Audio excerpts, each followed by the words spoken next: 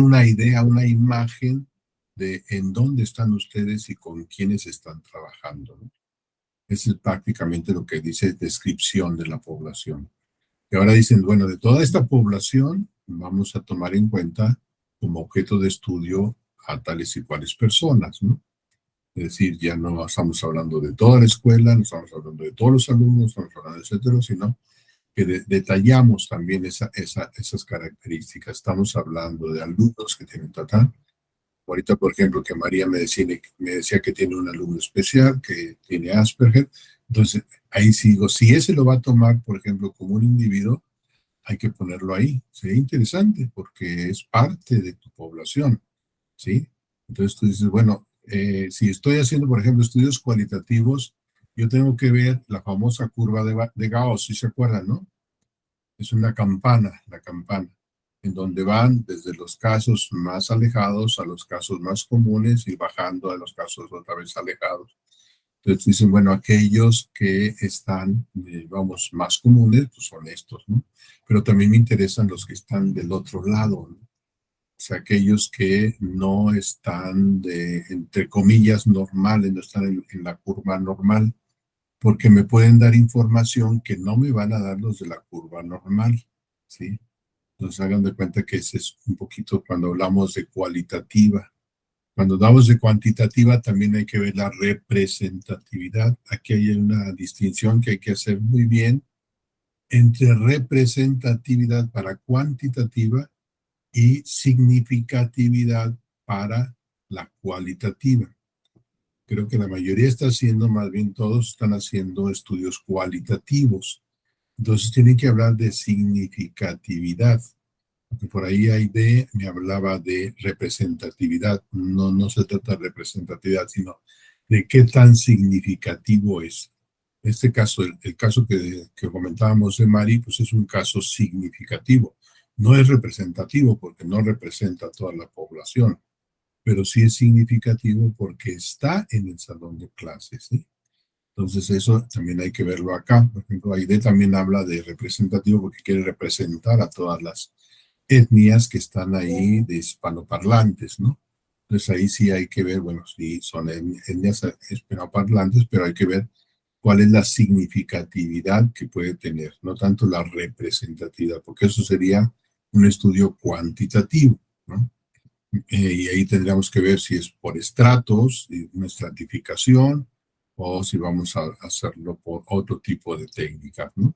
Entonces nosotros tendríamos que ejemplificar cuál sería la técnica que vamos a aplicar para la selección de, ¿no? Entonces tenemos que estar pero bien cuidadosos con esta parte. ¿Por qué? Porque parece ser muy chiquita, pero tiene que ser de gran significado, ¿sí? Porque ahí decimos cuál es nuestro objeto de estudio. Entonces, nuestro objeto de estudio puede variar dependiendo de a quiénes vamos a tomar como objetos de estudio, ¿sí? Y aquí voy a pasar un poquito ya a la parte que nos toca en este caso. Les voy a compartir la pantalla para que me sigan en la presentación que les quiero dar, ¿sí? Para lo que viene a ser ya el diseño de los instrumentos. Estuvo muy bien que ustedes me pusieran ahí, que ya están en metodología 6, aunque eso no iba ahorita, ¿no? Es decir, estábamos más bien hablando en términos de lo que nosotros eh, íbamos a representar, ¿no? Entonces está bien, si voy a hablar de diseño de instrumentos, como en este caso, pues entonces el diseño de instrumentos significa que lo que yo tengo que presentar es cuáles son los instrumentos que puedo manejar. Para ello, primero tengo que ver cuáles son las fuentes de información, ¿sí? La fuente de información, en este caso, puede ser un documento, si me voy a referir a cuestiones documentales, como podría ser una tesis, un libro, un artículo, ¿verdad? O puede ser un experimento, es decir, individuos que van a ser sometidos a experimentación y que voy a tratar de cubrir las variables experimentales de tal manera que tenga control sobre ello. O puede ser el hecho inmediato que ocurra, ¿sí? Es decir, por ejemplo, una manifestación, puede ser una clase, ¿sí? Son hechos que están ocurriendo, pero yo tengo que estar esperando a que ocurra el hecho, ¿no? Porque si ya pasó el hecho, ya no puedo observarlo directamente. Entonces, si ya no puedo observar el hecho directamente y no puedo hacer un experimento, pues entonces puedo ver quiénes participaron en el hecho. Entonces me voy a informantes, como son las personas, que son fuentes de información, personas que participaron en ese hecho, en esa manifestación, en ese evento, un partido de fútbol, por ejemplo, ¿sí? O en el salón de clases, profesores, alumnos, ¿no? Son personas las que van a ser mi fuente de información. Entonces, repito, documentos si me refiero a algo que ya ha sido escrito por otros, ¿sí? Experimento cuando yo voy a controlar las variables y voy a reproducir primero el hecho, o sea, lo que ocurrió, el evento, para tratar de controlar las variables y modificarlas. De tal manera, primero lo trato de hacer de una manera, vamos a decir, en condiciones normales, que el experimento resulte, que se reproduzca, y ya después empiezo a manejar las variables, que es mi segundo momento del experimento, para ver en ese control de variables si la variable independiente es capaz de provocar los efectos en la variable dependiente, ¿no? Y el hecho es que ahí no tengo control de variables, sino que ocurre, ¿no?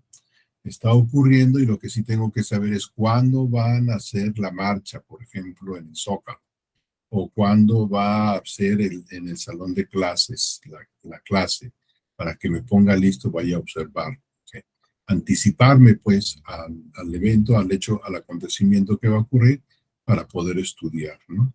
Una vez que pase, pues ya no puedo estudiarlo directamente, entonces lo tendré que hacer o a través de un documento, como sería un periódico, para informar de las noticias, como las noticias dijeron que ocurrió ese hecho, o por personas, cuando voy y veo personas que participaron en el hecho. Entonces, si se dan cuenta, estos van a tener diferentes técnicas de investigación, ¿sí? Una de las técnicas es cuando tengo el hecho inmediatamente, que es la observación directa, ¿no? Entonces tengo el hecho, tengo el experimento, son observaciones directas porque soy yo como investigador, como objeto que está observando, como sujeto que está observando al objeto que está ocurriendo. Esa es la observación directa. O puede ser por observación indirecta. La observación indirecta es cuando ya pasó el evento y entonces lo que yo hago es observarlo a través de los participantes, de los informantes que estuvieron en ese evento, ¿sí? Para ver sus sentires, sus creencias, sus pensamientos, sus razones, sus motivos, etc. O si no, el experimento, las técnicas de experimento, que es cuando yo voy, parecido a la observación directa, pero ahora yo voy a provocar el fenómeno. Lo voy a provocar de tal manera que se dé en un laboratorio en condiciones prácticamente, vamos a decir, experimentales controlables, ¿no? Estas son las técnicas en general. La técnica de observación directa pues, es una técnica de observación objetiva, por ejemplo. Es cuando ocurre el evento, yo no participo como parte del evento, sino que lo observo como un observador externo, ¿no? Es como cuando yo llego al salón de clases, me siento en la última fila, pero yo no soy parte de la clase, yo nada más estoy observando qué está ocurriendo con el maestro, con los alumnos, ¿verdad? O utilizo cámaras, ¿verdad? Cámaras de video para observarlos sin que noten mi presencia, ahí que es casi muy difícil, pero suele suceder, puedo hacer ese tipo de observaciones. Entonces no va a mediar nadie más que yo y mis instrumentos. La otra es la observación participante, donde yo soy también un actor directo en el evento que está sucediendo, ¿sí? Entonces, ahí sí yo estoy como profesor, por ejemplo, dando la clase, o como alumno tomando la clase, ¿sí? Y de esa manera estoy participando en el evento y puedo decir qué siento como profesor o qué siento como alumno. Para la observación indirecta, normalmente lo que hacemos, como entrevistamos a otras personas, utilizamos la entrevista. La entrevista que puede ir desde las entrevistas de opinión, como las que utilizan en el cuantitativo, ¿sí? Las entrevistas de opinión o las entrevistas a profundidad o los grupos focales, es decir, dependiendo de cómo voy yo a tratar de observar mi objeto de estudio a partir de las otras personas, es decir, cómo las otras personas participaron en, ¿no? Entonces, si hago una entrevista a profundidad es cuando yo voy sobre una persona, sobre un sujeto, y voy poco a poco introduciéndome en su pensamiento, en su experiencia, induciéndolo a través de preguntas para que me vaya comentando todo lo que él fue experimentando durante el evento, ¿no? Entonces, las entrevistas de grupos focales es cuando reúno a varios individuos, igual también los voy induciendo a través de preguntas claves para que me vayan, o palabras claves, para que me vayan comentando sus pensamientos, sus creencias, sus sentires, sus experiencias respecto del evento en el que estuvieron involucrados, ¿no? Existe otra que es ya la encuesta. En la encuesta, este es sobre todo cuando yo no voy a estar con un sujeto en específico, sino voy a tratar de entender cómo está un gran conjunto, ¿sí?, de sujetos que pertenecen a un gran universo, ¿no? Entonces, aquí la encuesta normalmente es para estudios cuantitativos y de tipo básicamente, en este caso, estadístico, ¿no? ¿Por qué? Porque la encuesta suele hacerse con preguntas que son objetivas. ¿Qué quiere decir esto? Que son cerradas, ¿no? La encuesta no utiliza preguntas abiertas, sino utiliza preguntas cerradas, ya sea de opción múltiple o ya sea de complementación, ¿verdad? O ya sea de verdadero o falso, o ya sea de poner una valoración a un enunciado, ¿verdad? Pero siempre va a ser con el fin de contabilizar, ¿no?, la frecuencia de respuestas. Por eso que se utiliza una muestra representativa, ¿sí?, que represente a la población en estudio. Normalmente estas poblaciones son de 5,000, 15,000, 20,000, 100,000, 1,000,000 de personas, ¿no? O sea, no es el caso de nuestras escuelas, que pues, acaso son unas 500 personas, ¿no? Entonces, si además nuestro salón de clases se resuelve en 30 o 20 o 15 o 12 alumnos, ¿no? Entonces, ahí no hay necesidad de hacer una encuesta. ¿Por qué? Porque no me interesa el dato generalizable de ahí, ya que solamente es general para un grupo muy pequeño. La encuesta es para hacer grandes generalizaciones. Y ahora, pues como con el uso de los Big Data, esto de las encuestas desaparece y aparece en otro estilo de observación indirecta que va a ver cómo son los usos y costumbres de una población a partir de una serie de, digamos, de sensores con los cuales estamos viendo en dónde está, qué es lo que hace, qué le gusta, qué no le gusta, qué cliquea más, etcétera. Entonces, eso nos va dando todo un mundo de información, pero no solamente de uno, sino de millones de personas. Entonces, por eso se llaman Big Data, son análisis enormes y que nos van a dar una orientación generalizada, pero al mismo tiempo también individualizada. Entonces, esa es la nueva forma, que son encuestas que nos van a dar lo que llamaríamos en este momento las nuevas tecnologías. Pero la encuesta normal, como la hemos utilizado, es para este tipo, digamos, de preguntas objetivas, ¿no? De preguntas no pidiendo opiniones ni pareceres, ni que hable el encuestado, sino que simplemente conteste el sí, no, verdadero, falso, la pregunta A, la B, la C o el ordenamiento primero, segundo, tercero, cuarto. Sí, es lo único que tengo que hacer. El otro es el cuestionario, es parecido también a la encuesta. Yo lo extiendo a un conjunto de una población muy grande, ¿no?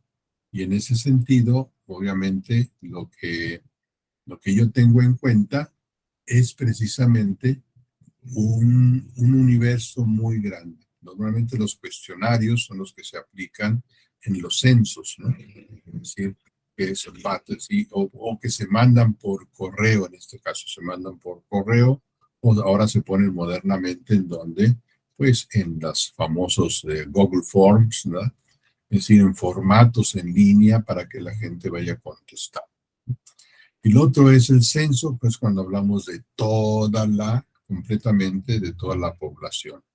Entonces, cuando el universo completo está de, estos son los famosos censos económicos o los censos de población, en donde van casa por casa, familia por familia, ¿sí? Está dividido geográficamente por una serie de escenarios muy importantes con los cuales se levanta toda la información de todo un país, inclusive a nivel mundial.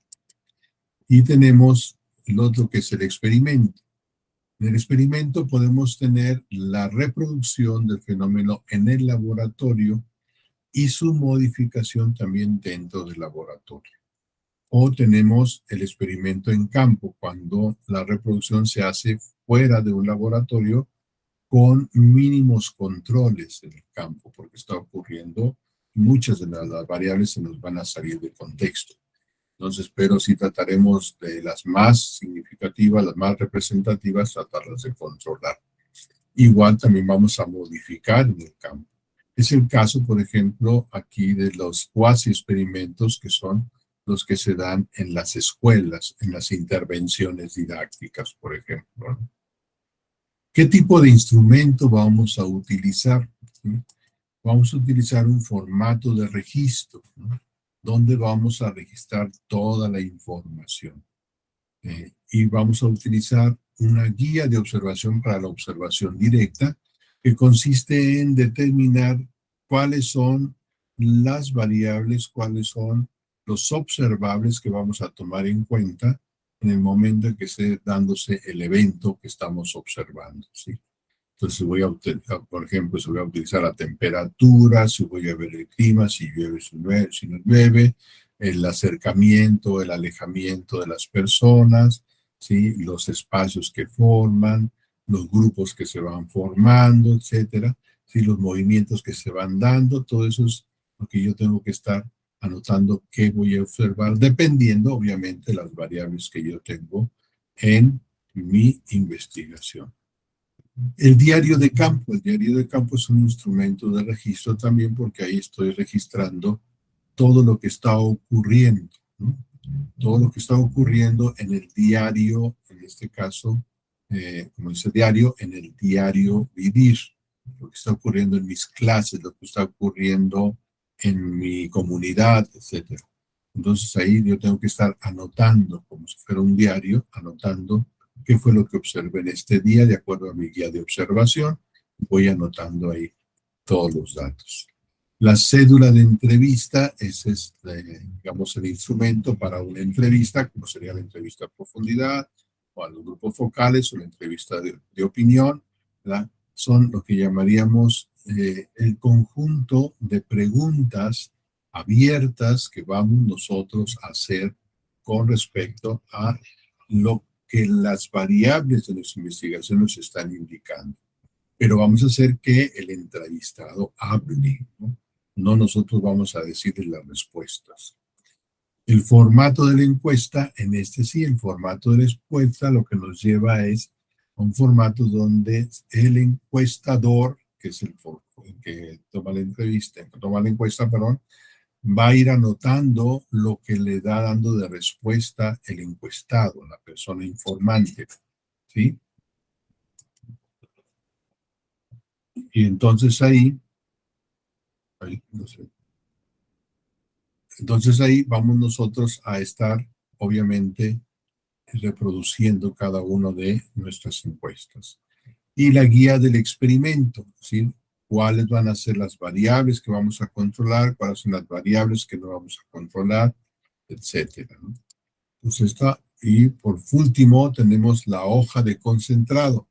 Esta hoja de concentrado es precisamente la hoja en donde nosotros estamos anotando toda la información de cada uno de los diferentes tipos de técnicas que vamos a estar utilizando. Entonces ahí vamos a reunir toda nuestra información para después pasarla a nuestro instrumento, que sería en este caso, cuál sería el instrumento que vamos a utilizar para análisis de datos.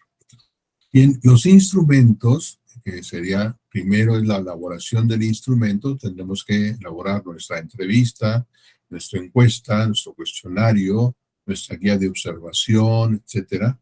Y después de la elaboración del cuestionario vendría la validación del cuestionario, ¿sí? Hay que validarlo para saber si estamos realmente midiendo lo que queremos medir, ¿no?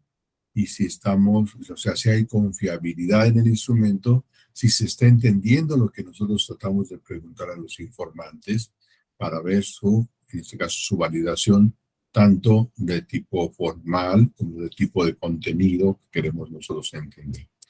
Y después viene ya la aplicación del instrumento. Una vez que hemos validado nuestro instrumento, ahora hay que aplicar el instrumento. Entonces, la validación va, en este caso, a ser sobre el instrumento que vamos a elaborar.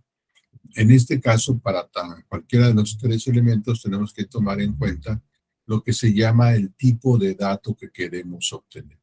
¿Qué tipos de datos son los que vamos a obtener? Datos cuantitativos, ¿sí? Son aquellos que nos van a dar cantidades, ¿no? O datos cualitativos, aquellos que no nos van a dar cantidades porque no tienen un patrón de medida, sino que nos van a dar aproximaciones de ciertas cualidades de los objetos. Entonces, cuantitativo es lo que puede medirse en términos de cantidades y cualitativo lo que tiene que medirse en términos de cualidad. Es decir, no representa una cantidad. ¿Qué tanto te amo? No sabemos la cantidad, pero sí sabemos que o ama o no ama. En cuantitativo está, diríamos, cuánto mides, ¿no? Entonces se divide en centímetros, en metros, etc. Entonces serían la diferencia entre cuantitativo y cualitativo. Y para eso entramos en el patrón de medida. Un dato cuantitativo nos va a llevar a la elección de lo que es la unidad de medida, cómo vamos a medir ese dato, ¿sí? Y si no tenemos una unidad de medida ya establecida como metros o kilogramos, ¿verdad? O unidades de tiempo, entonces necesitamos crear una unidad de medida, ¿sí? Esto sobre todo cuando estamos hablando de datos cualitativos, ¿no? Y los instrumentos de medición, que serán en este caso los que nos ayuden a medir metros, decímetros, centímetros o horas, minutos, segundos, etcétera, o kilogramos, ¿no? Entonces son los instrumentos de medición con los cuales tenemos que establecer su propia, vamos a decir, prueba, su validez para que nos dé exactamente lo que necesitamos, ya sea el MKS, el CI, etcétera. Sí, son diferentes tipos de. Y luego vamos a las preguntas. Aquí tenemos que definir para nuestro instrumento la cantidad de preguntas, cuántas preguntas vamos a hacer, ya sea para cuestionario de la encuesta, para cuestionario de la entrevista, ¿sí? Y también determinar el tipo de preguntas, si van a ser abiertas, cerradas, semiabiertas. En el caso, no, les recuerdo que en el caso de las encuestas son normalmente cerradas, ¿no? Para el caso de las entrevistas pueden ser abierta y semiabierta, prácticamente abierta, ¿no? Pero vamos a tener que definir cuál es el tipo de preguntas que vamos a hacer. Preguntas que pueden ser, repito, de sentimiento, de emociones, de creencias, de conocimientos, etc. Y luego vamos a formular las preguntas. Entonces determinamos la cantidad de preguntas que queremos hacer de acuerdo a cada variable, a cada indicador, y después el tipo de preguntas que vamos a hacer, si es abierta, cerrada, semiabierta, y después formulamos las preguntas.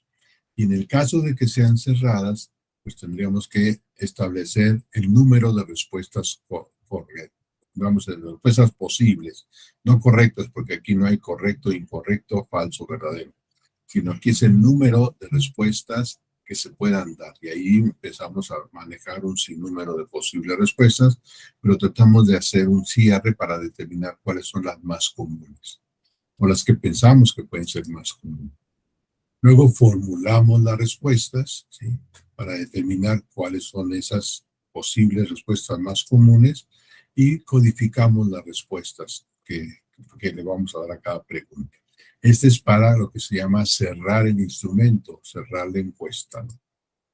Y finalmente, bueno, esto es lo que llamaríamos en este caso la primera parte de digamos, esta forma de organizar cada una de ellas. Bien, vamos a pasar ahora, bueno, ¿cómo le hacemos para ir cerrando las preguntas? Hay que operacionalizar los conceptos, ¿no?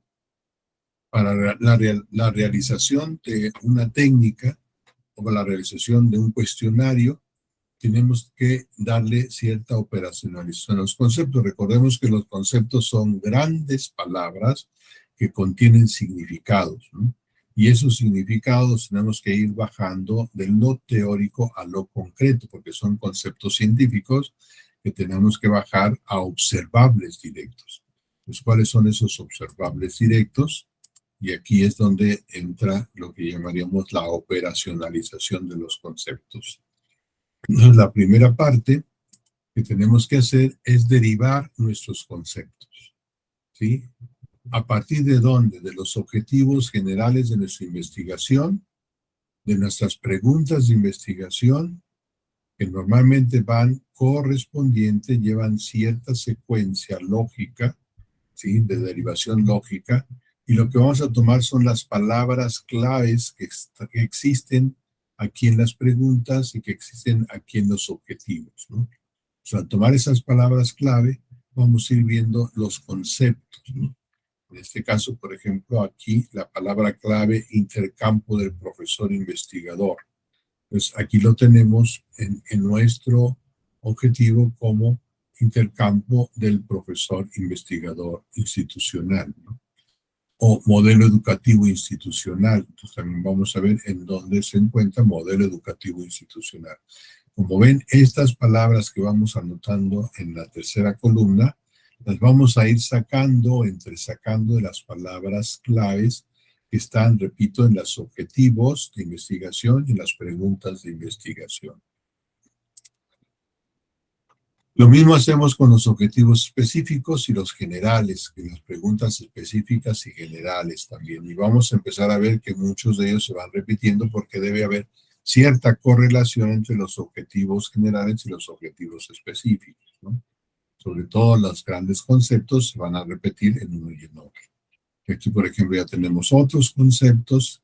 Una vez que hemos localizado todas las palabras clave que están incluidas en cada uno de los objetivos y en cada una de las preguntas, ¿sí? Vamos a tener nuestro listado de conceptos con los cuales nosotros también nos va a ayudar porque estos nos van a servir para explicarlos en el marco teórico. Deben de estar explicados en el marco teórico, así es que aquí viene otra revisión más. Ya hicimos el marco teórico, recuerdan, el semestre pasado. Ahora aquí vamos a ver si es cierto que lo hicimos acorde con y qué conceptos aparecen aquí que no tenemos en el marco teórico. Hay que retroalimentar el marco teórico. Y a partir de los conceptos vamos a obtener las variables, ¿no? ¿Sí? De estos conceptos, digamos en este caso aquí yo tengo cuál es el concepto, tenemos que ir a nuestro marco teórico y empezar a sacar cuáles serían las variables de, o las dimensiones, vamos a llamarle así.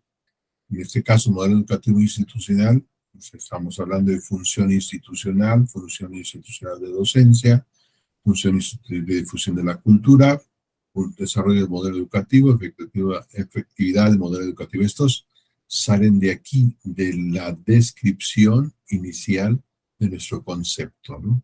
Entonces, este concepto, modelo educativo institucional, nos está representando lo que llamaríamos aquí una definición. Entonces, tomaremos el concepto o definición como lo tenemos en el marco teórico, ¿sí? Y de aquí vamos a tomar las palabras clave para ir sacando las dimensiones o las variables. Entonces, aquí, por ejemplo, proyectos de investigación, productos de investigación, etcétera. Entonces vamos a ir sacando varios y de cada variable, a su vez, o cada dimensión, vamos sacando sus indicadores.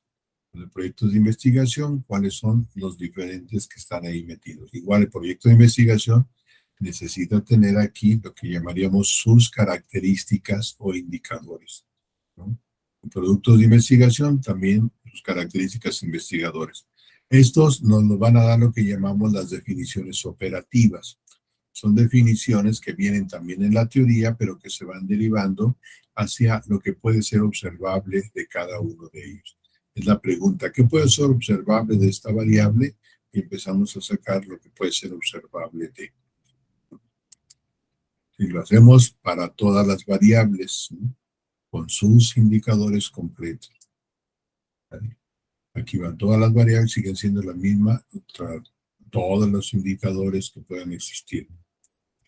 Sí, los que nos vamos imaginando que están dentro de esta trayectoria pero son observables, esto es lo que se va a ir observando. El indicador es un observable. La cantidad el número de participaciones, etcétera, niveles, tipos, relaciones, con publicaciones, etcétera, ¿no?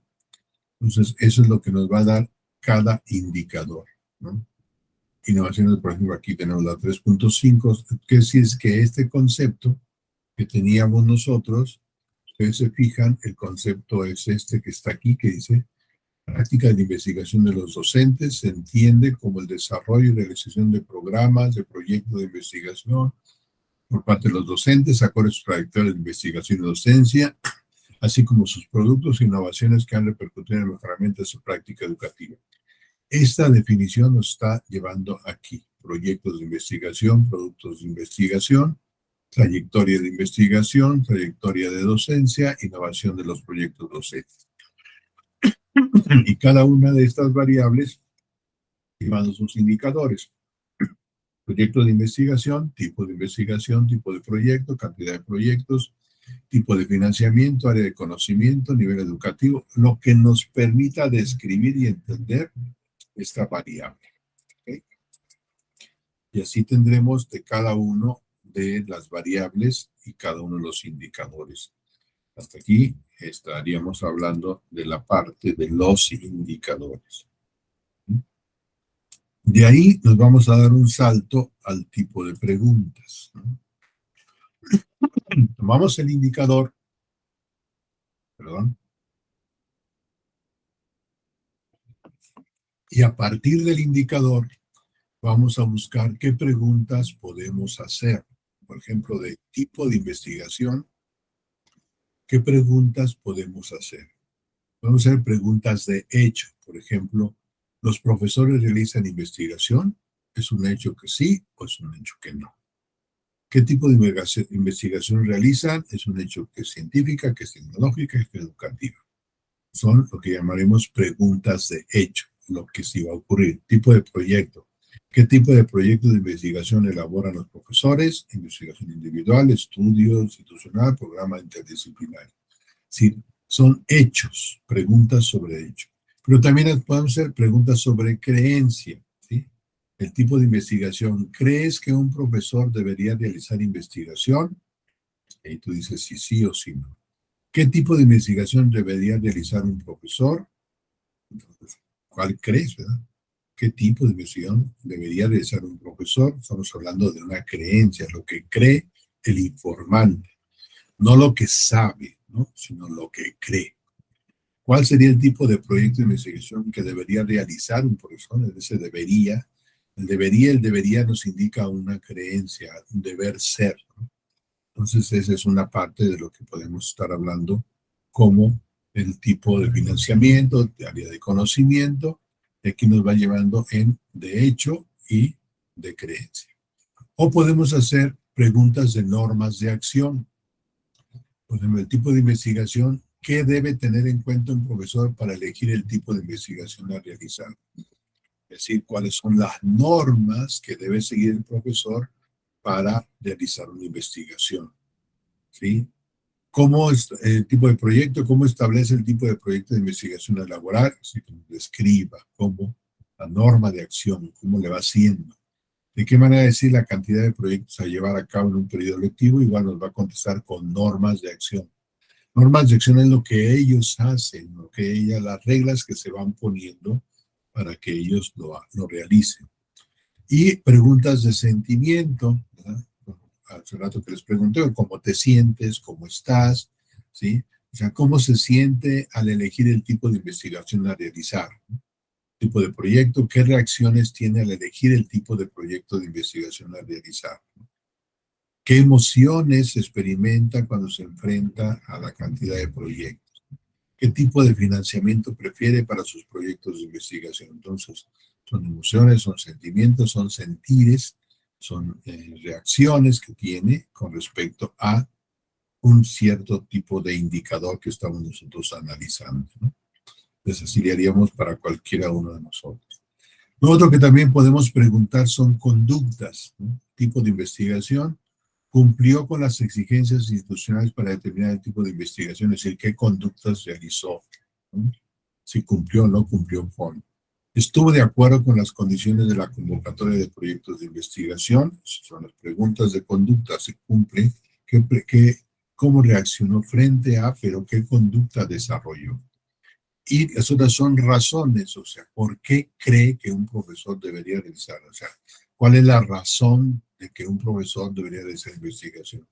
¿Por qué piensa que un profesor debe hacer investigación científica, tecnológica o educativa? ¿Por qué estuvo de acuerdo con las condiciones de la convocatoria de los proyectos de investigación? O sea, ¿por qué? ¿Cuáles son los motivos? ¿Cuáles son las causas? ¿Sí?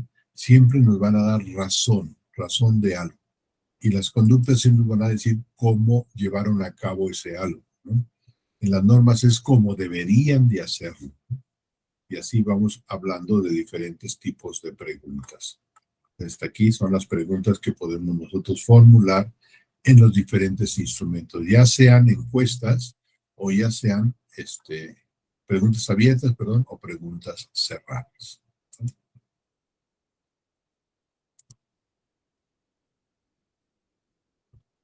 Una vez que tenemos ya nuestros instrumentos, entonces viene lo que sería la formulación.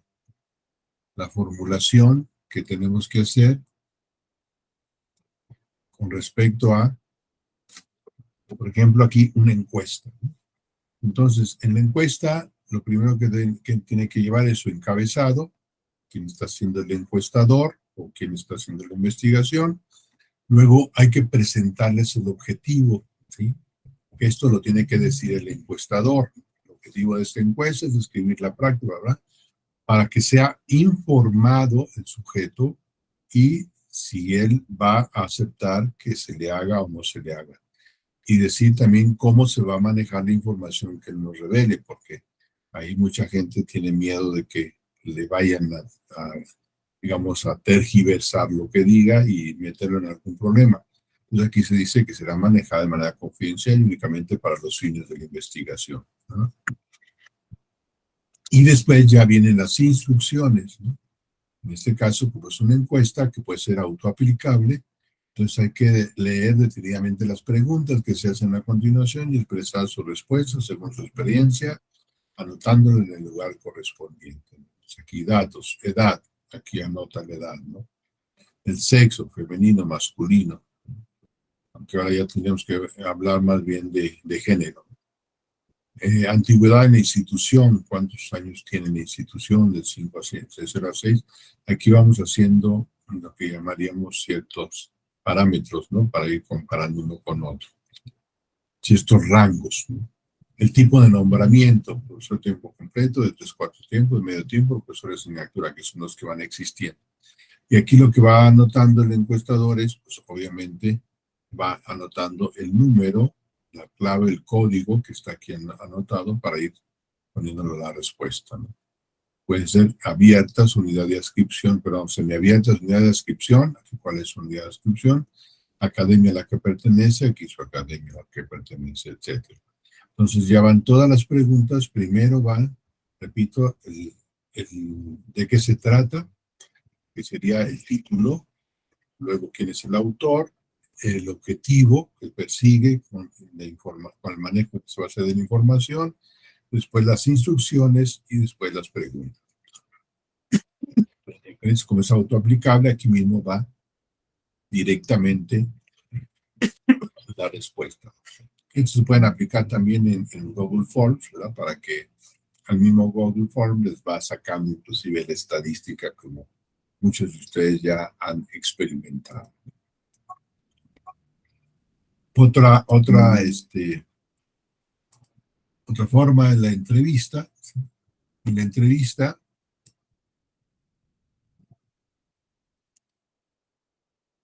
también igual tenemos que ponerle arriba cuál es el nombre, ¿sí?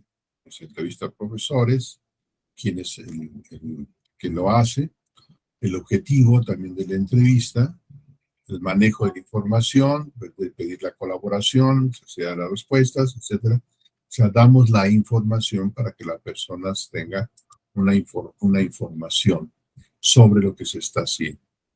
Y después, ahora sí van los datos generales, por ejemplo, cuándo y dónde nació. Normalmente no se les pregunta el nombre para no empezar a, digamos, a generar cierto tipo de reacciones, ¿sí? Inclusive cuándo y dónde nació, dónde vive actualmente, cuál es su género, el estado civil. Obviamente a veces ya no la preguntamos, lo estamos viendo, porque el estado civil sí lo podemos preguntar, ¿sí? Luego, así algunas preguntas un poquito más abiertas, por qué instituciones, escuelas, etcétera. Aquí lo que intentamos en la entrevista es que hablen, ¿sí?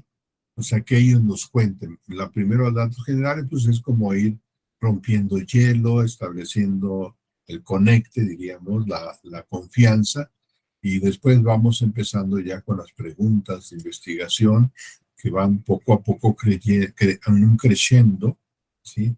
Para que vayamos dándole cada vez más confianza y después vamos a ir bajando para ir cerrando también. Entonces, lo que llamaríamos el rapport de nuestra entrevista, ¿no? Y dependiendo de cuánto tiempo nos tardemos, pero normalmente son preguntas que le estamos haciendo que él nos diga, que él hable. Casi nosotros no tenemos que hablar, hay que dejarlo que él hable, que se explaye, ¿no? Es eso en lo que son las entrevistas, y más las entrevistas a profundidad, que a veces tienen que derivarse. Aquí hay que estar pendientes porque a veces hay que derivar hacia lo interesante que nos puede dar en un momento dado después de una respuesta. A lo mejor se nos generan nuevas preguntas ahí interesantes para profundizar en el conocimiento de la persona, que es lo que nos interesa ahí, y en el conocimiento de su experiencia, en el conocimiento de sus creencias, etcétera. Entonces, la entrevista a profesores, investigadores en este caso, ¿no?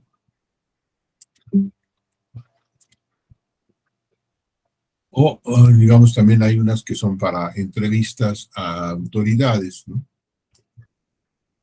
En este caso, también igual, entrevista a autoridades, igual, la presentación es la misma, ¿sí? En todos tiene que seguir lo mismo, igual también los hacemos que ellos saben. Casi las autoridades, como son pocas, se les aplica más bien entrevistas más que encuestas, ¿sí?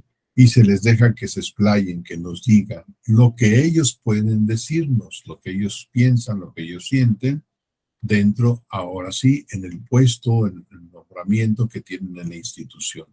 Sí, la investidura, hay que ser respetuosos de la investidura que ellos tienen dentro de esa institución y ver y que nos platiquen desde su postura, desde su, digamos, desde su función, que o cómo ven ellos el fenómeno que estamos nosotros, en este caso, estudiando, ¿no? Pues eso es básicamente lo que estaríamos hablando. Todos estos instrumentos, una vez que los tenemos, pues vamos nosotros a,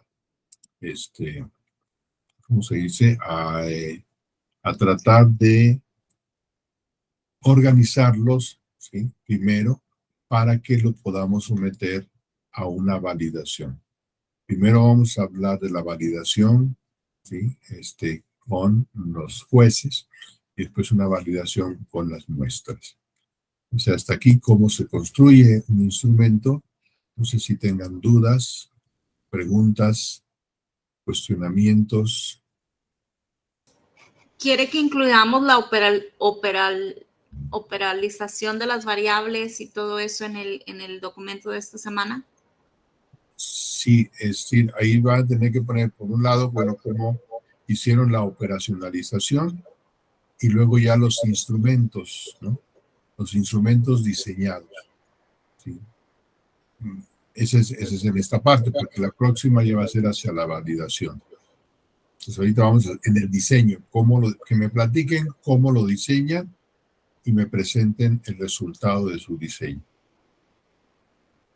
Ok, y yo había encontrado un ejemplo más o menos, si ya lo estoy adaptando, he cambiado muchas cosas en el ejemplo de la entrevista.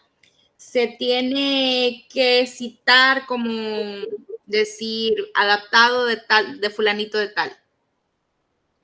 Es decir, ahí esto es muy buena pregunta, porque a veces se puede utilizar el mismo instrumento o se puede cambiar el instrumento o se puede generar un instrumento nuevo, ¿sí?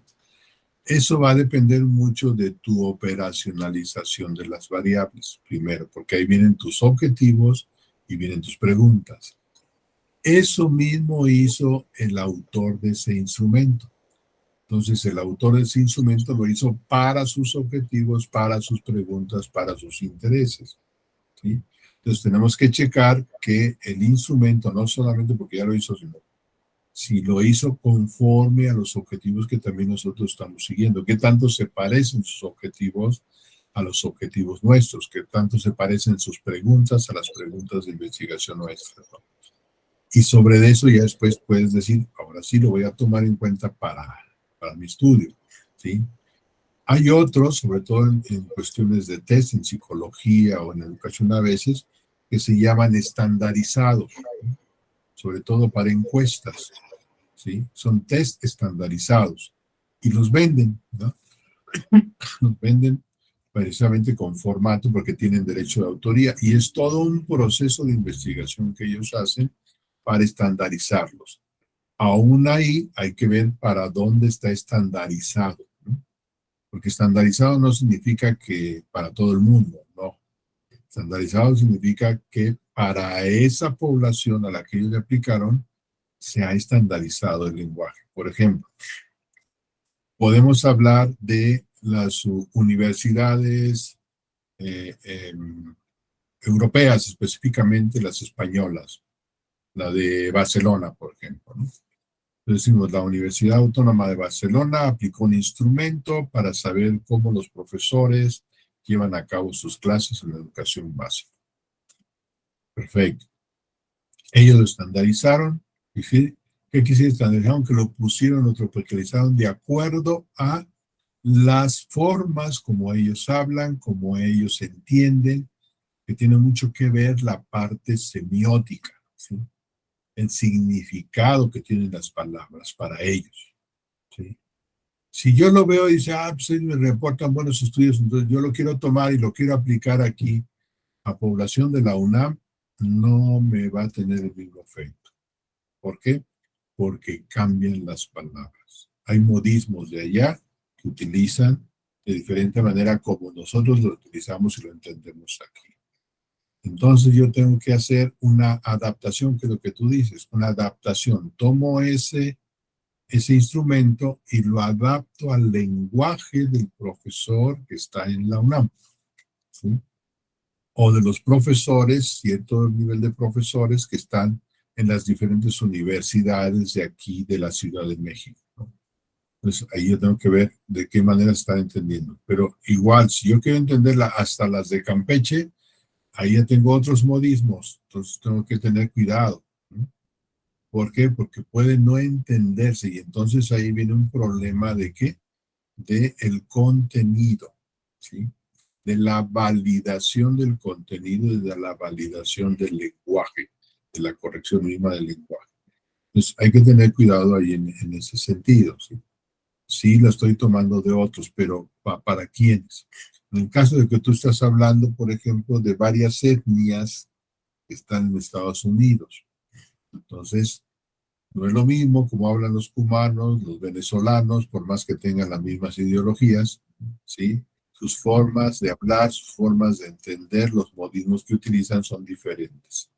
Entonces, ahí va a ser interesante cómo vas a tratar de enlazar a todas esas etnias bajo una misma forma de pregunta. Ujú. Entonces, es un reto interesante el que vas a tener tú, porque vas a hablarle a diferentes papás que vienen de diferentes lugares y muchos de ellos creo que sin saber leer ni escribir. ¿Sí? Entonces, hay que tener mucho cuidado ahí porque te tienen que validar muy bien el instrumento para que puedas aplicarlo a esas diferentes etnias. ¿Y qué significa esto? Que no te vayan a generar, ¿sí? Te van a generar problemas de interpretación. ¿Sí? Ahora sí, tú vas a tener que hacer también la traducción. Entonces, es interesante. Ahí va a haber un problema semiótico muy interesante en tu investigación. ¿Sí? Porque vas a hablarles a todos los que hablan hispanoparlantes, pero el español no es universal. ¿Sí? O sea, hay diferentes formas, aun cuando seamos latinoamericanos, tenemos diferentes formas. ¿No? Entonces, hay Profesor, cuidado. y otra pregunta, porque ya está hablando de esto, si yo estoy haciendo la entrevista, ¿tengo que mantenerme exactamente al diálogo que ya tengo previsto o si ellos no me entienden, puedo buscar una forma de hacerme entender? Sí, es ahí donde entra digamos, la flexibilidad de la entrevista. Ok. La entrevista, tú tienes, vamos a decir, como pues se llama cédula o guión de entrevista. Es un guión con el cual tú dices, estas son las preguntas que a mí me interesa que me contesten, porque vienen dentro de mi objetivo, vienen dentro de mis preguntas generales. Pero tengo que hablar un idioma que me permita hacerme entender con el otro. ¿Sí? Y entonces ahí a veces la pregunta que yo le hice la tengo que modificar para que lo haga interesante o para que lo haga entender a mi informante. ¿Sí? Entonces sí tengo que adecuar. ¿Sí?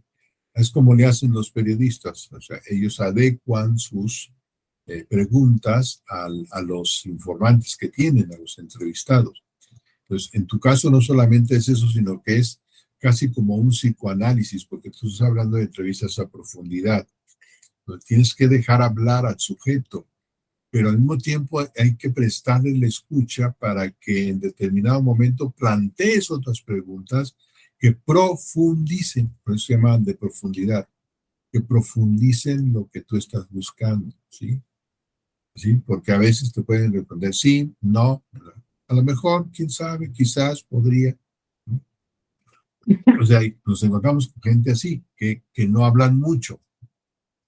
Entonces, ¿cómo tienes tú que lograr un ambiente para que suelte la lengua? O sea, que en México decimos para que nos suelte la sopa, ¿no? O sea, es decir, eso es interesante, cómo tú vas a entrevistar a alguien. Te platico una experiencia que me pasó aquí conmigo. Yo estaba entrevistando a un alto directivo aquí del Politécnico Nacional, paz descanse, ya falleció el señor, era un descendiente de alemanes, o más bien era de ascendencia alemana. Él nació en Alemania y se vino de muy chiquito a México, cursó aquí toda la primaria, la secundaria, ¿sí? Obviamente la vocacional, porque él hizo la vocacional Politécnico, hizo la ingeniería, ¿sí? Y fue además creador de varias carreras de tipo tecnológico, no solamente en el Politécnico, sino en la UNAM, la UAM, etcétera. Y era el director, nada menos que del Centro Nacional de Cómputo del Politécnico. Entonces yo le voy a preguntar sobre cuál era su posición, su punto de vista sobre el profesor investigador. Al principio me recibió así como que, pues mándeme las preguntas, yo veo si se las contesto o no. Y dije, bueno, ya se me va a poner un poquito payaso, ¿no? Hay que ir a las vivas con eso, ¿no? Ok, no hay problema. Le mandé las preguntas. Y ya cuando llego con él, cuando empiezo ya a entrar en el rapport, sí, vamos a comentar, a platicar de dónde vengo, de dónde vienes, etcétera. Vamos empezando a hacer el rompehielos. Y resulta que me empieza a decir, bueno, las preguntas que me vas a hacer, dice, sí me dieron un listado, pero no, yo prefiero responderte a bote pronto, como tú me vayas preguntando. Perfecto. Pues ya habíamos rompido el turrón y empezamos. Entonces fue una entrevista tan agradable y tan profunda que después el viejito ya no se quería callar, ¿no? Digo viejito porque yo estaba más joven también. Entonces llegó un momento en que yo le dije, oiga, es que ya se nos fueron 2 horas. Y digo, y le estoy quitando mucho su tiempo porque era un alto directivo, ¿no? Entonces me dice, no importa, está perfecto. Lo que es que me estás haciendo acordar hasta de mis años, cuando a los pocos años que viví en Alemania, digo, es que eso es lo que ocurre cuando hay una entrevista a profundidad. O sea, le despierta recuerdos de repente, pero así como recuerdos felices, también esos recuerdos que no son tan felices, ¿no? Pues hay que tener también mucho cuidado. Pero todo eso depende de cómo vas escarbando, ¿no? Todo mi guión que yo llevaba, olvídate, fue hacia un lado y me dediqué a preguntar cosas más interesantes y al final saqué más información que la que yo pretendía con mi instrumento, ¿no? Entonces, eso es lo interesante de estas entrevistas a profundidad. Y lo otro es que en la medida en que tú vas avanzando con el que sigue, tienes que tener en cuenta el anterior, ¿sí? Entonces, hay preguntas que te van a estar respondiendo ya como cliché. Entonces, tú dices, bueno, esta ya no necesito que me la responda, ¿no? Esto que me profundice en eso, y entonces va uno cambiando, ¿sí? Eso es lo que se va llamando la saturación de información. Llega un momento en que ya llegas con los últimos que estás entrevistando y resulta que ya no te dicen nada nuevo de lo que te dijimos antes. Ya está saturada de información. Es el momento que dices, hasta aquí llegó, ¿sí? Y ya te pones tú exactamente a organizar tu información. Ya no necesitas hacer algo más, ¿sí? Que es lo contrario a lo que son las encuestas. En las encuestas tienes un determinado, vamos a decir, número de encuestas que aplicar, ¿no? Porque eso se sacó de manera estadística, eso se sacó de manera probabilística, eso se sacó matemáticamente, ¿no? En el caso cualitativo, no. O sea, tú puedes jugar con el digo, además, como te decía, pues me interesa ese niño de Asperger que tiene Manny, nadie lo ha entrevistado. Me va a costar uno y el otro entrevistarlo, eso sí, ya los conozco, o sea, así son los niños, pero sí también debo de saber cómo acercarme a ellos, cómo hacer que ellos me escuchen, cómo darles la confianza, la tranquilidad y cómo establecer una comunicación. Básicamente esos niños tienen problemas de comunicación, ¿sí? Entonces, ¿cómo establecer eso? Pues, necesito armarme bien de buenas herramientas, ¿no? Entonces, no sé si con esto alcanzo a explicar lo que tienes que hacer tú. Igual tú te vas a tener que ver, bueno, no es lo mismo acercarse con un cubano que con un venezolano, que con un mexicano, que con un panameño, que con un ecuatoriano, ¿sí? Y además van en términos también a veces de razas e ideologías, ¿no? Sí. A mí me ha costado mucho conectarme bien con los panameños negritos, sobre todo afroantilianos, porque su forma de ser es muy especial. Sí, eso no quiere decir que no me comunique, sino que me cuesta más trabajo. Entonces, y mira que he entrevistado a varios, ¿no? Pero me ha costado así. Y la forma también como ellos se comunican, ¿sí?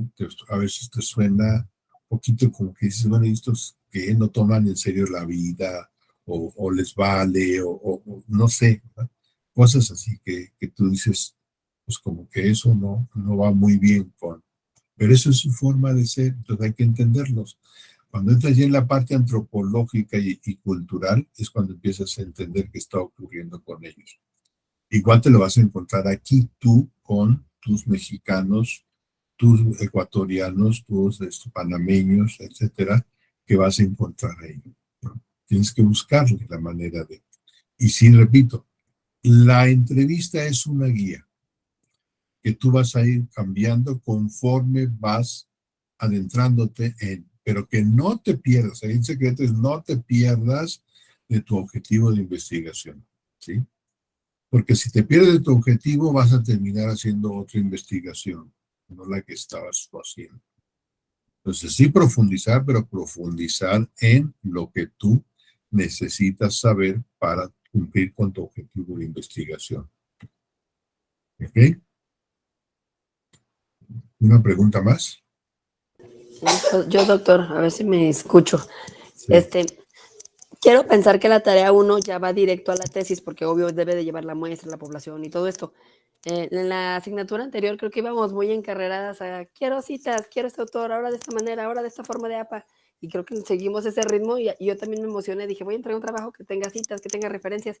Y creo que perdí como de vista ese enfoque. Pues nada más quería la descripción de mi población y era todo. Entonces, quiero pensar que todo eso va a ir a la tesis. ¿Es posible editar o modificar esta tarea o más adelante va a haber una oportunidad para esto? Sí va a haber una oportunidad para que lo hagan. Así, al final, acuérdense que siempre hay esa parte. Sí, pero si quieren irlo haciendo de una vez, no se detengan. ¿Sí? Y si lo quieren subir, súbanlo. Eso no hay problema. Es decir, no, por eso no me estoy deteniendo tanto en estas minucias, ¿no? Pero sí les quiero decir, esto ya va para su tesis, ya están haciendo su investigación de su tesis. Claro, después va a venir un periodo donde se va a dar la redacción de la tesis, pero ya lleven bien su información, eso es lo más importante, ¿no? O sea, no tengan miedo de describir bien, o sea, en la vez pasada lo que tenían que redactar con mucha precisión y objetividad, etcétera, ¿sí? Era precisamente la teoría, ¿no? Y por eso citaban y jalaban gente. En este momento ya no es la teoría, ya es la aplicación, ¿sí? Y entonces ustedes tienen que decir la parte metodológica, bueno, ¿cómo le hago para esto? Sí, vayan, consulten, eso sí ténganlo como resguardo, ¿no? Que se les pueden preguntar a la hora del examen, ¿cómo hiciste la entrevista? ¿Cómo hiciste esto? Eso lo ténganlo como resguardo. Pero narren exactamente lo que está sucediendo, es decir, es la parte descriptiva de la tesis, esto y la que sigue, ¿no? Sí, tenemos que describir qué es lo que hicimos, cómo lo hicimos, ¿sí? Pero no tratar de explicarlo. No vamos a explicar, no, estamos describiendo. Entonces es la parte descriptiva, es el contar la historia de lo que estás haciendo, ¿no? Entonces sí, digo, son lo mismo. Si quieren decir algo, como les dije hace rato, si quieren decir algo, díganlo al pie de página, ¿no? Para que también no se sientan que no tienen ustedes una buena información, ¿no? También digan, bueno, población, voy a entenderlo abajo, le pongo abajo, población, como dicen la de San Pierre, y esto muestra, muestreo, o utilicé un muestreo probabilístico abajo, o utilicé un muestreo aleatorio, etcétera, o un muestreo por cuotas, o etcétera. Pongan abajo su definición en el pie de las notas al pie, vamos, ¿sí? Para que no interrumpan su discurso, ¿sí? Es lo que tienen que aprender a hacer, para que no interrumpan su discurso. Una vez que ya lleguen a eso, ya no hay ningún problema. Pues van a poder, por ejemplo, cuando veamos la siguiente parte, que es la validación, van a tener que decir quién se los validó, etcétera. Entonces, muchos de ellos van a tener que ponerlo abajo o mandar el escrito, en este caso, que les van a entregar de validación a sus anexos, ¿no? O sea, no todo tiene que ir ahí, pero sí hay que empezar a ir manejando un poquito más de manera práctica ya la metodología, ¿no?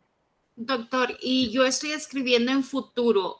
¿Qué quiere que lo hagamos? Está bien, después vamos a hacer la modificaciones.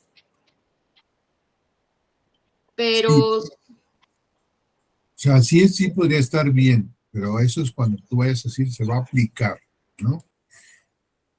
Y yo te sugeriría que lo fueras haciendo ya, porque aquí estamos hablando de diseño, de descripción de tu diseño, de descripción de tu muestra, es decir, es decir, que tienes que decirlo o en presente o en pasado, porque en futuro no vas a hacer el instrumento después, no, lo estás haciendo. O sea, ese es el resultado, entonces por eso es el presente. O sea, sí hice esto, hice lo, o el pasado, todo lo fui haciendo, ¿sí? Lo que iba en futuro era tu protocolo, porque tu protocolo era la planeación. Cuando tú haces un plan de clase, tú dices, voy a hacer esto y esto y esto y esto, ¿no? Se hará en el futuro. Pero cuando tú ya entregas el reporte de tu clase, ¿cómo lo entregas? ¿En pasado o en futuro? En pasado. En pasado. Exacto, es lo que vamos a hacer ahorita. Entonces, tratar de ir haciendo esa modificación. Y te va a ayudar mucho porque ya que tengas esto, ya cuando llegues a la redacción de la parte metodológica de tu tesis, ya todo va a ser en pasado. Hice esto, hice lo otro y te va a ayudar mucho esto. Entonces, si con eso satisfago tu duda, Aide. Sí, sí. Excelente. Ok, ¿alguna otra duda, Mari? Te veo Yo sí. pensativa. Es que ya no quiero otro 8 en las tareas. Y a ver, quiero entender bien. Para esta semana yo tengo un enfoque cuantitativo en mi tema. Entonces, debo de poner mi cuadro como tal con la operacionalización de las variables. Posteriormente, cuáles instrumentos voy a aplicar. Y después, en un ensayo, como que explico por qué los utilicé, por qué está así el cuadro, por qué lo diseñé así, cómo justificarlo, ¿no? Si no, nada más tú tienes que, o sea, la primera parte es, bueno, tú vas a platicar cómo diseñaste tus instrumentos. Entonces, la primera parte fue, me fijé en mis objetivos, mis preguntas y obtuve estos que son, y haces ahí tu derivación de variables, indicadores, etcétera, ¿no? Sí. A partir de esto, ¿por qué? Porque yo lo que voy a aplicar son, y ahora si dices entrevistas o encuestas, o en este caso vas a estar, o sea, ¿qué es lo que vas a aplicar, no?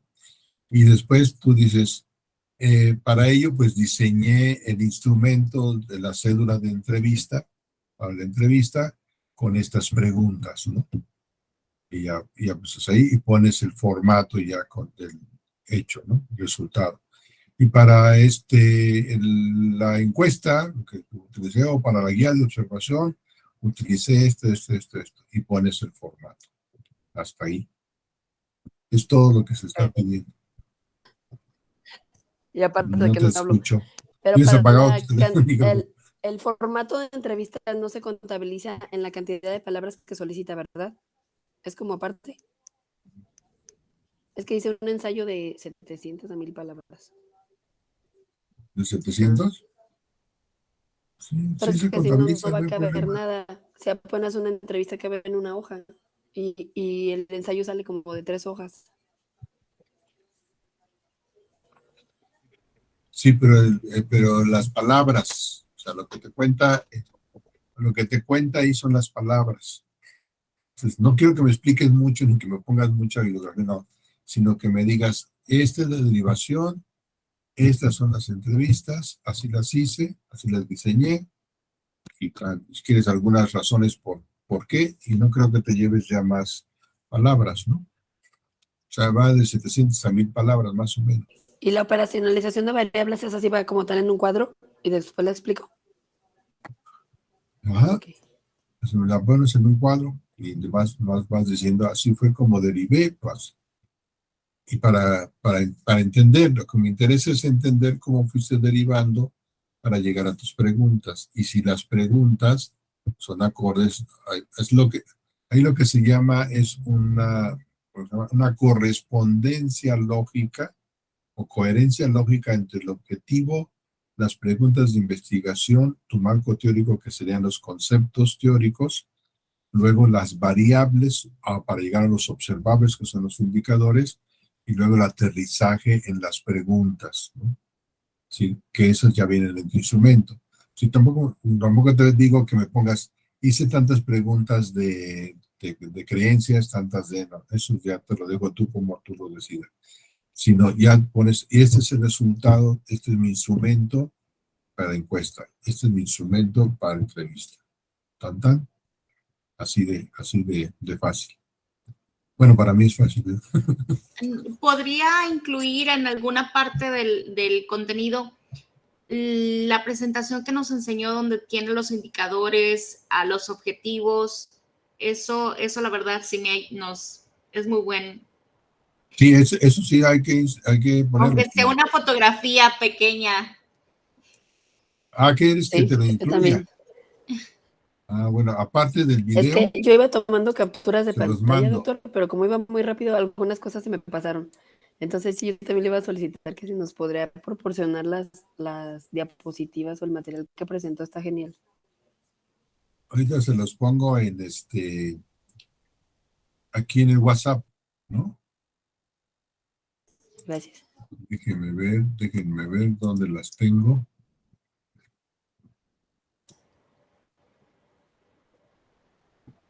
Ay, ay, ay. Un poco ya se me perdieron. Aquí están.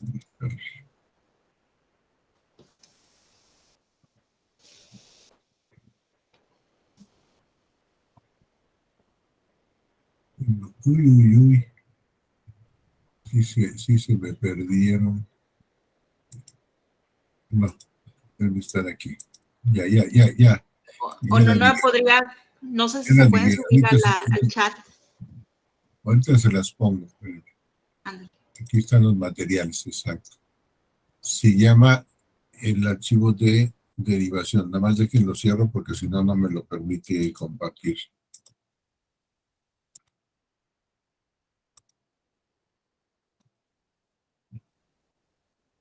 Y el otro son tipos de preguntas. Ok. Entonces vamos aquí con ustedes, derivación. Así se llama el...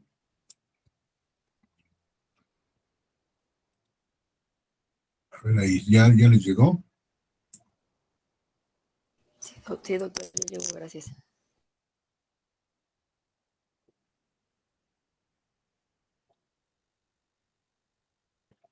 Ya está el tipo de preguntas. Esos dos, ¿verdad? ¿O quieren el otro también? Los tres, y si tiene el cuadrito que presentó en Word también. ¿El primero? Todos los que presentó, doctor, porfa. De diseño de instrumentos, a ver. Ahí está. Muchas gracias. Sí, porque eso sí nos sirven como guía para la elaboración de la ahorita de este ensayo. Y les pongo a de la encuesta. Bueno, eso ya lo ven, lo aclaré cuando. Encuesta y entrevista. A ver, por lo menos esos dos, ¿no? Doctor, cuántos instrumentos de recogida de datos son más o menos considerables incluir? Porque siento que muchos también, como decía en la lectura, es información que sobra. Y hacer muy pocos es como que no tener resultados reales. Más o menos, ¿cuál sería como lo recomendable? Bien, mira, es que ahí va a depender, por ejemplo, si tus datos son eminentemente cuantitativos, no sé qué es lo que pienses hacer, pero digamos que tú haces una intervención pedagógica, ¿no? Entonces tú tienes que hacer tu diseño de intervención, o sea, tu estrategia pedagógica, tu propuesta, cómo lo vas a hacer con lo que sería actividades del profesor, actividades del alumno, etcétera, etcétera. Todo eso que ustedes saben muy bien hacer. Esa es supuestamente tu variable independiente, que sería para el experimento, porque vas a hacer un desarrollo.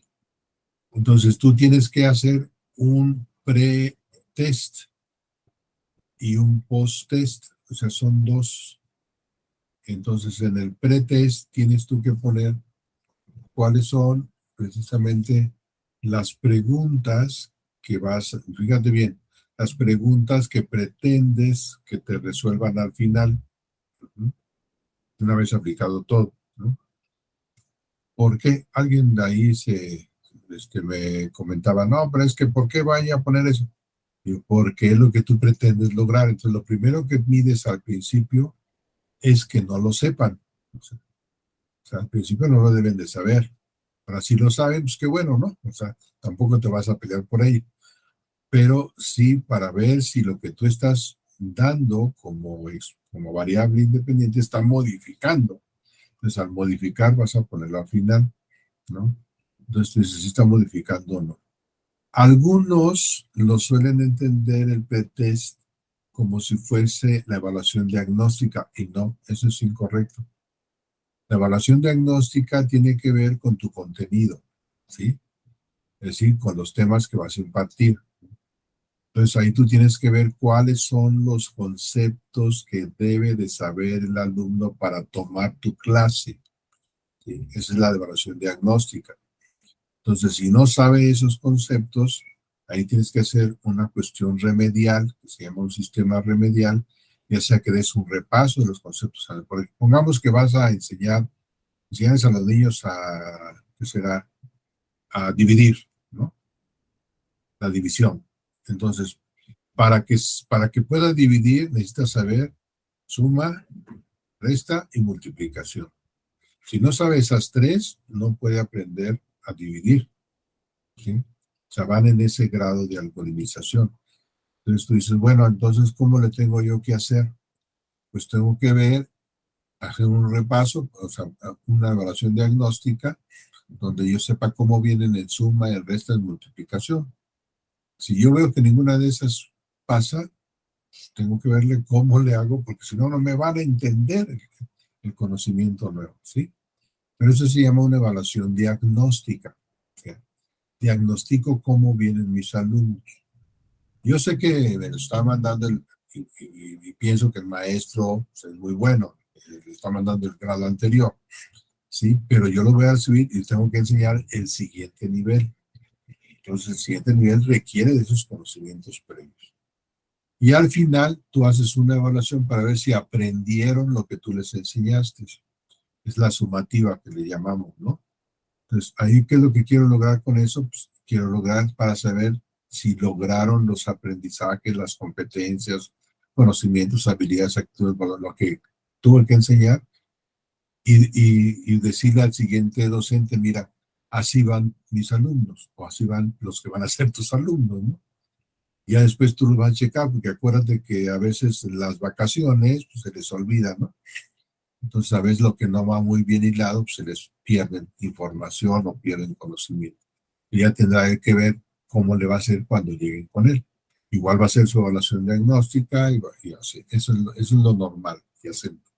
En el caso de una investigación, como tu propuesta tiene que someterse a prueba, o estás sometiendo a prueba tu propuesta, entonces tú dices que esa es la variable independiente.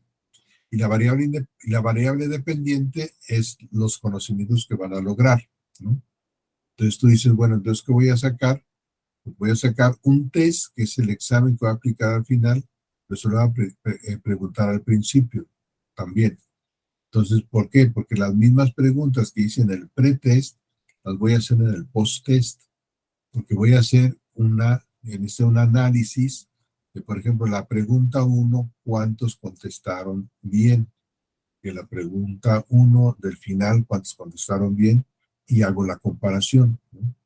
Ahí se llama un índice de cuadrados, ¿no? Entonces ahí tengo yo que ver si los cuadrados me dan o no me dan. Y así de cada una de las preguntas. Y con eso es con lo que yo compruebo que hubo realmente un aprendizaje. O sea, no con el otro, porque a lo mejor en el otro sacaron bueno. Muchos piensan, es que yo lo voy a sacar con las calificaciones. No, no, porque las calificaciones consideran otros aspectos, ¿no?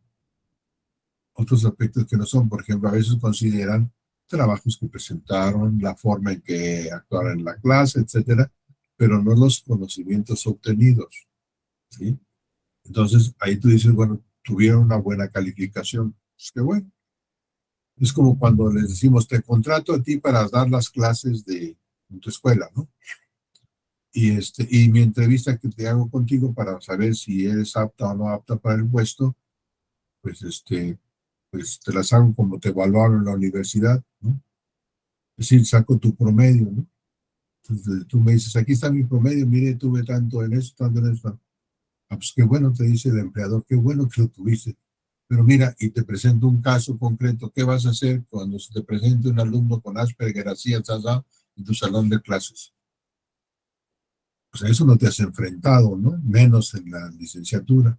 Pues obviamente que ahí no vas a saber responder. Entonces, lo que a él interesa es que resuelvan los problemas en la clase, no que sepas muchas teorías pedagógicas, ¿no? Sino que sepas cómo las vas a aplicar en el salón de clase. Esa es la diferencia que estamos haciendo. Entonces aquí también es lo mismo. O sea, tú quieres ver que tu estrategia sí esté funcionando con los alumnos. Entonces, a eso se le llama investigación de intervención en educación, ¿sí? Que es diferente a las otras, ¿no? O sea, en el caso, por ejemplo, de AID, es más bien un estudio descriptivo de cómo están operando los papás, ¿no? Posiblemente para dar una solución. Ahora, si a eso le añade que va a ser, no sé, una clase de padres de familia, una cosa, es una intervención con los padres de familia, entonces va a ser algo parecido a lo que tú estás haciendo. Entonces tendrá que hacer un diseño cuasi experimental para aplicar esa propuesta con los padres de familia, ¿no? Pero bueno, eso ya no sé si hasta ahí vaya a llegar lo de AID o simplemente se va a quedar en describir qué es lo que está sucediendo para que al final diga, esta es mi propuesta, pero no la va a aplicar, ¿no? Eso sería otra fase de investigación. Entonces, tú estás viendo, no sé si eso sea tu objetivo, ¿verdad? Pero si ese es tu objetivo, pues así tendría que ser.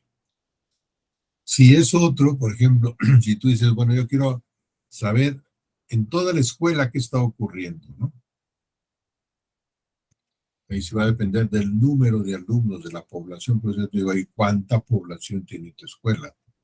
Si es como yo lo digo, en el Politécnico somos 17,000 y pico de alumnos, ¿no? Contra cerca de 9,000 profesores. Pues, ¿cómo le hago para entrevistar tantos profesores?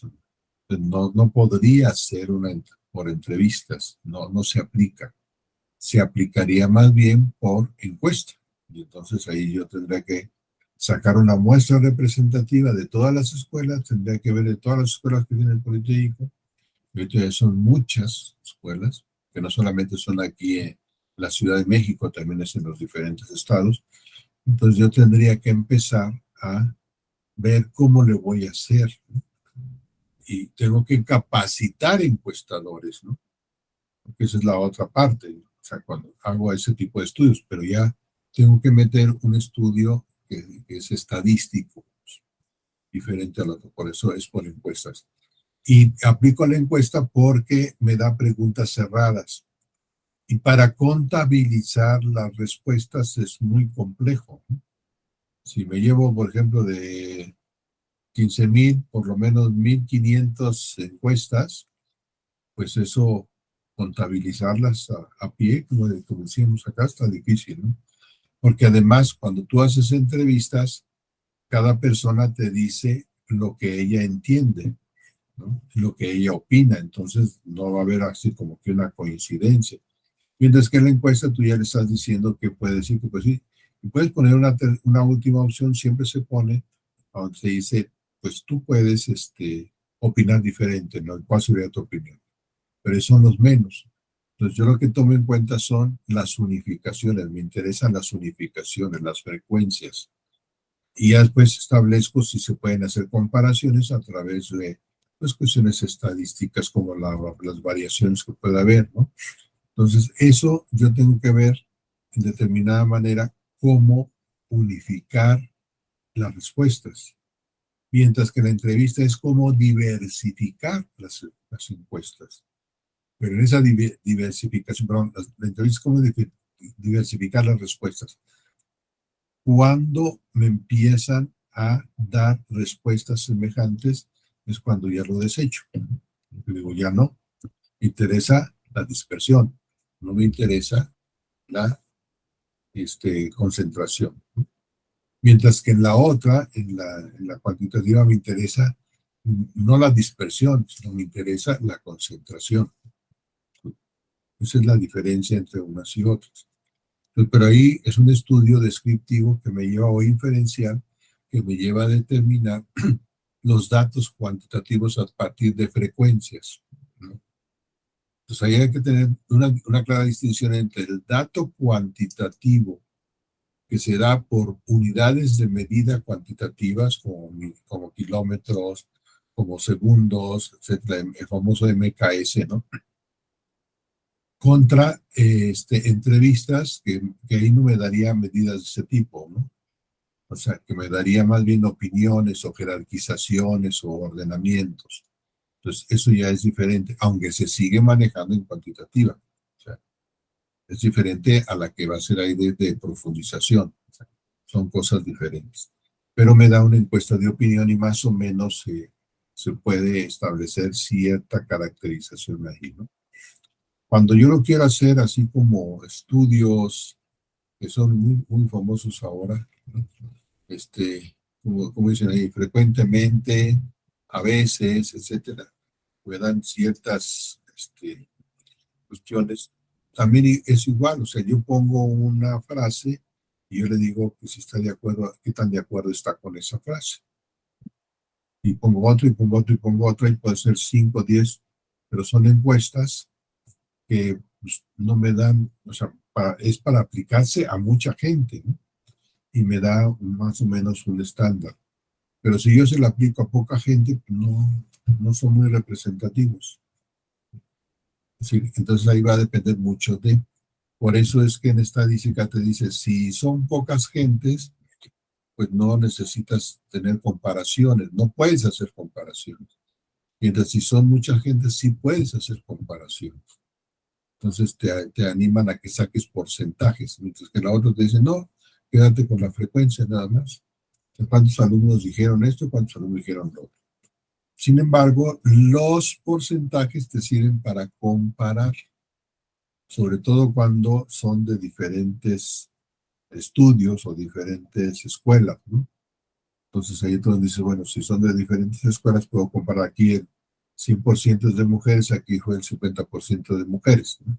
Entonces ahí yo puedo hacer una inferencia interesante a partir del porcentaje. Si me dice fueron 2 mujeres, porque luego hacemos cosas bien raras y queremos sacar frecuencias con porcentajes, ¿sí? El 2.5 de mujeres, o sea que eran 2 mujeres y media, o sea, esa y media de dónde la saco, solamente que la parta, ¿no? Entonces ahí no entra en ese sentido, entonces entraría con grandes cantidades y no en el sentido de unidades, vamos. No sé si me alcanzo a explicar con esto. Pero es lo que ustedes tienen que entender. La mayoría están hablando de casos, ¿no? ¿Sí? O sea, el caso de su escuela, el caso de su grupo. O sea, no están hablando de cantidades enormes, ¿no? Por ejemplo, como el censo de población o censos económicos, eso ya son de otro tipo, ¿no? Pero bueno, por lo menos con eso que ustedes están avanzando, que lo hagan muy bien, ¿no? Y que tengan el mayor éxito posible. ¿Ok, Mari? ¿Alguna otra cosa? En esa tarea no van como tantas referencias, pero por ejemplo, lo que decía mi compañera Aide, si un instrumento lo adapté de algún libro o de algún lugar, eso sí lo tengo que poner en las referencias, ¿no? Sí, yo tengo que poner desde el principio que yo lo diga, ¿sí? O sea, vamos a decir, se va a aplicar el instrumento de la entrevista de Perengano de Tal, ¿sí? Adaptada a la población mexicana, ¿no? Ya estamos entendiendo. Entonces me tienes que poner el original y me tienes que poner la adaptada para saber cuál es el cambio, ¿no? Porque si no, yo no voy a saber cuál es la que utilizaste. Entonces ahí sí se puede ver. Eso también, cuando entren a jueces, les van a también que decir si estuvo bien la adaptación, porque si no, genera sesgos. Aquí en el Poli quisimos hacer una semejante y tomamos una de Barcelona, pero se hablaba del caso de Barcelona, que utilizaron allá para universidades de calidad y que queríamos hacer también para instituciones de calidad en México. Parecería que sería así muy fácil traerla y ponerla. Bueno, cuando la trajimos, a alguien se le ocurrió traerla y no nos preguntó, sino se lanzó y empezó a aplicarla, ¿sí? Entonces, para empezar, pues los españolazos que venían ahí, la gente no los entendía, ¿no? Entonces le contestaban cualquier cosa. Entonces había sesgos de información. Entonces cuando ya la leímos metodológicamente, digo, ¿sabes qué? Está mal, ¿no? O sea, ¿por qué? Porque no te están entendiendo. Y lo mismo le dijeron los españoles que le estaban asesorando. Dice, no, es que tienes que hacer la modificación. Dice, porque no es lo mismo como se habla acá a como se habla acá. Por ejemplo, ahorita con estos cambios de modelos y eso que estamos haciendo en las escuelas, algunos le llamamos materias, otros le llamamos asignaturas, otros le llamamos unidades de aprendizaje, otros le llaman áreas. O sea, no hay una unificación a lo que antes se entendía como, ¿no? Porque además no significan lo mismo. Entonces, ahí sí, yo por ejemplo, eso me lo empecé a encontrar cuando empecé a clase en el doctorado, porque yo venía mucho de educación superior y mucho de cuestiones del poli, o sea, de las políticas que se seguían. Entonces, cuando de repente me encuentro con enseñanza básica como ustedes, ¿sí? Entonces de repente me hablaban, es que las competencias, y es que, pues acá, a ver, pero ¿cómo están sus unidades de? Y yo trataba de entenderlos y dije, no, pues es que no los entiendo, porque yo los tenía como si fuesen materias, asignaturas, como los marcábamos, ¿no?